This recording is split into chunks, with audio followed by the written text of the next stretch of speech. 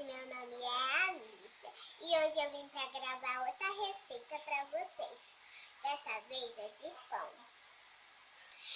E ela é tão fácil, mas tão fácil que até uma criança dá de fazer. Então, vamos pro vídeo? Gravar? Vamos lá. Colocar 2 ovos no liquidificador.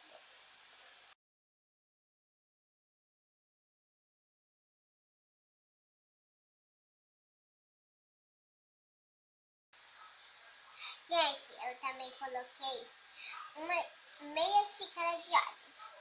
Agora, uma xícara de leite. Agora, uma colher de sopa de açúcar. Uma de sobremesa de sal.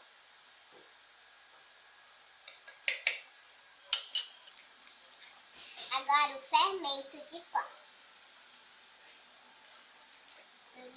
Agora é só bater no liquidificador.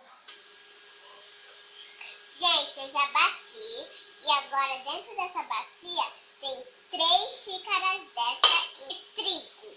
Nós vamos colocar o que nós batemos aqui dentro.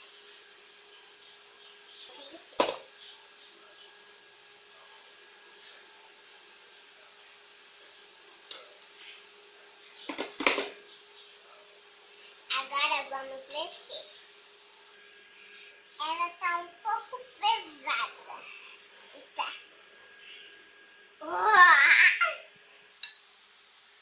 Gente, agora é só mexer, que isso daqui, todos os ingredientes vão se misturar.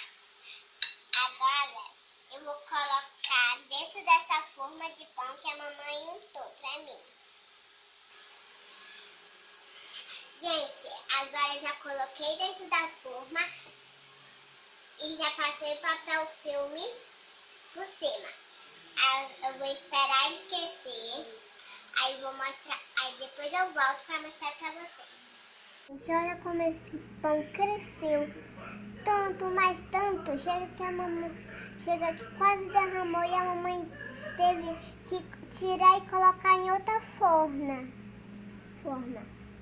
Agora nós vamos tirar o plástico do pão e depois nós vamos ligar o fogo. E depois, aí quando ele estiver bem douradinho, nós voltamos para mostrar para vocês. Gente, ele ficou lindo. Se vocês gostaram, se inscreva no meu canal, ative o sininho da notificação. E beijo.